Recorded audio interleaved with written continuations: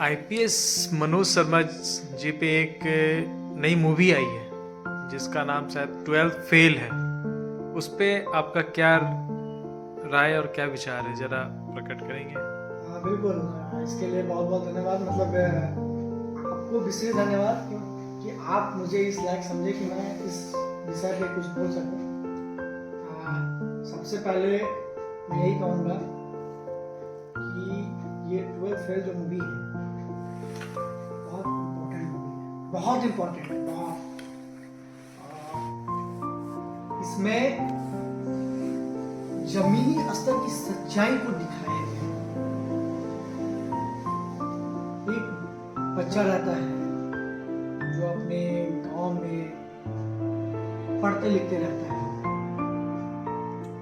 उस गांव का ऐसा माहौल रहता है कि वहां पे चीटिंग से ही बच्चे पास होते हैं।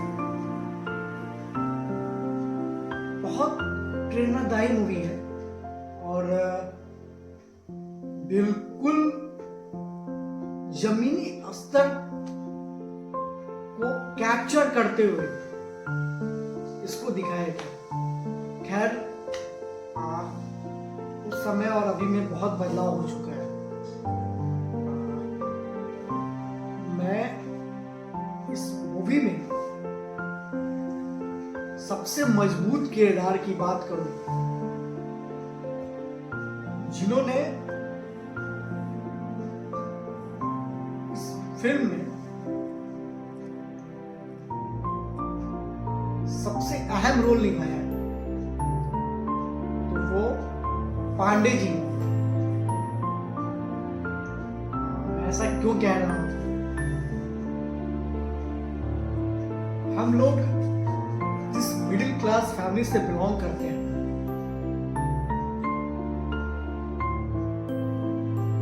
यहाँ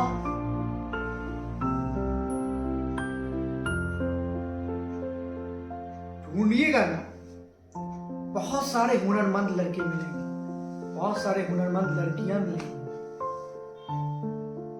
लेकिन विभिन्न मजबूरियों की वजह से वो आगे नहीं बढ़ पाते हैं।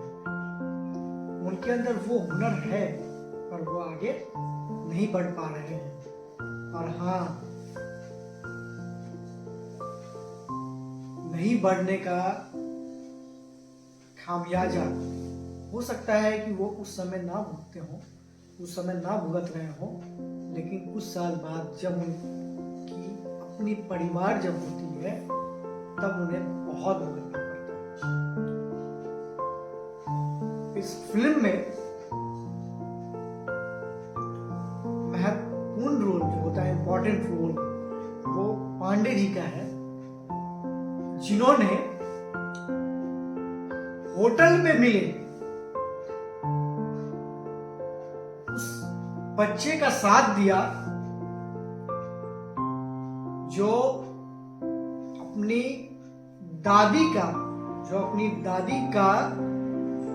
पूरे जिंदगी भर की कमाई को लेकर गांव से शहर की तरफ आया था। आप इस बात को समझिए, गांव से शहर आना, शहर में उस इंसान को भूख बर्दाश्त करना और उसके पहले अपने डीएसपी बनने की परिकल्पना को, अपने स्वप्न को अपने बगल में बैठे लोगों को बताना। एक औरत थी जो उनके बगल में बैठी थी और उनके बीच उन्होंने ऐसा बात रखा था, मैं डीएसपी बनने के लिए शहर जाऊंगा।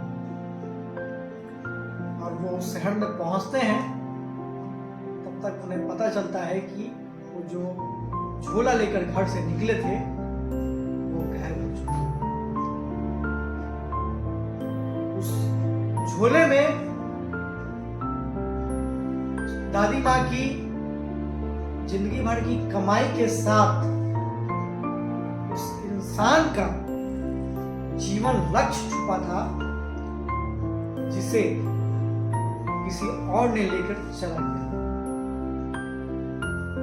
पर कोई बात नहीं, वो कहते हैं ना, जिसके किस्मत में बुलंदी की तरफ जाना हो, लिखा हो, उन्हें भगवान माध्यम देते हैं। उस इंसान ने सच्चे परिश्रम से अपने पेशेंस के सहारे उस शहर में जमे रहा। जमे रहने के बाद उनके स्वाभिमान को देखिए। वो अगर खाना खाते भी हैं तो बोलते हैं कि भैया आप मुझसे काम करवा लीजिए। उस मजबूत स्वाभिमान को वहां देखना होगा, समझना होगा, और इससे हमारे आज के यूथ को सीख लेनी होगी। इसके बाद पांडे जी से भेंट होता है और पांडे जी उस इंसान का, जिस इंसान को यूपीएससी के बारे में भी पता नहीं होता है, उस इंसान का हाथ पकड़कर उसे दिल्ली ले जाते हैं। और सिर्फ दिल्ली ले नहीं आते हैं, डीएसपी बनने की परिकल्पना को आईपीएस तक पहुंचाने में अपना महत्वपूर्ण किरदार निभाते हैं। इस बीच में बहुत सारे लोग उनको मिले, पर मैं कहूंगा वर्तमान समय में या बीता हुआ कल में या आने वाले कल में माध्यम का अभाव रहेगा, लेकिन वहां जाकर जो साथ देने वाले व्यक्ति मिले ना उन्हें, उनकी कमी नहीं है। हर तीसरा या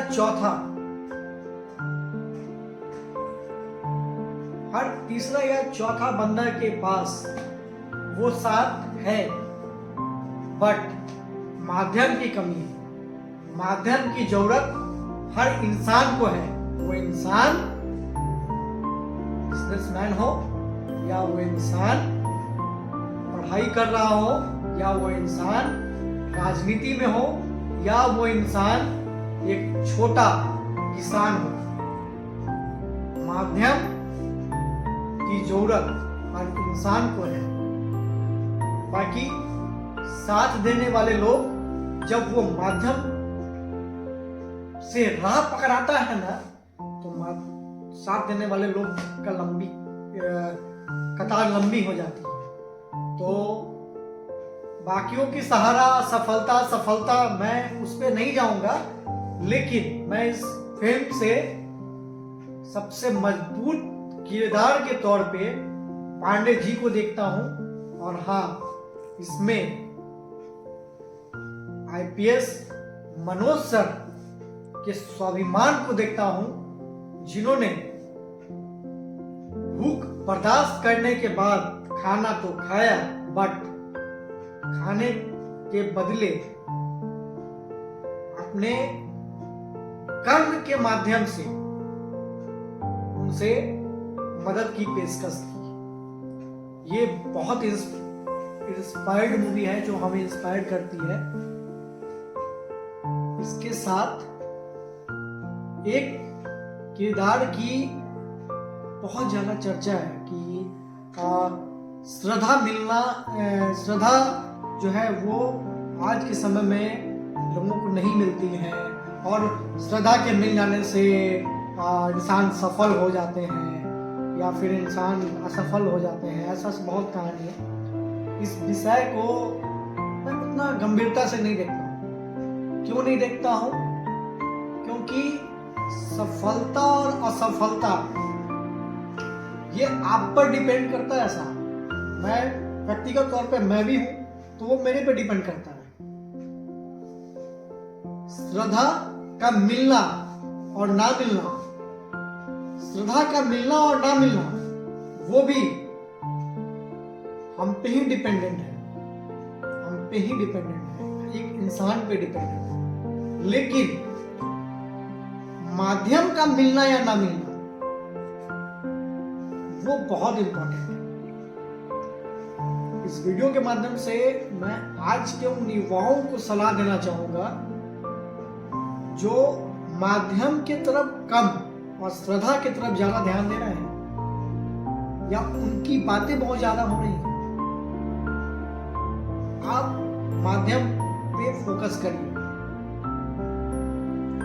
जिस दिन आप अपना माध्यम ढूंढ लेंगे ना, मैं उस दावे के साथ कह सकता हूं, उस विश्वास के साथ कह सकता हूं, श्रद्धा भी आपको मिल जाएगी। और हाँ, इस वीडियो के माध्यम से मैं एक बात और स्पष्ट करूं, श्रद्धा का मिलना या ना मिलना मैं उसको जज नहीं कर रहा हूं सही या गलत, लेकिन हाँ, जरूरी नहीं है कि सभी को श्रद्धा मिल ही जाए, और ये भी जरूरी नहीं है कि जिनका दिल टूटता है वही आईएएस या आईपीएस बनते हैं। ऐसा भी जरूरी नहीं है। बहुत सारे ऐसे लोग हैं जिनकी न श्रद्धा है और ना ही गौरी भैया है, फिर भी वो जीवन में आगे बढ़ रहे हैं। हो सकता है कि उनके पीछे वो माध्यम जो आईपीएस मनोज सर को मिले हो। माध्यम पे फोकस करिए, माध्यम को ढूंढिए और जीवन में अपने लक्ष्य के प्रति स्वाभिमानी रहिए। उसको हर पल देखिए, चाहे आप किसी भी फील्ड में काम कर रहे हैं, और भरोसा रखिए खुद पे। उस लक्ष्य को आज नहीं तो कल गिरते संभलते हम पाएंगे। ये भरोसा रखना बहुत जरूरी है। धन्यवाद।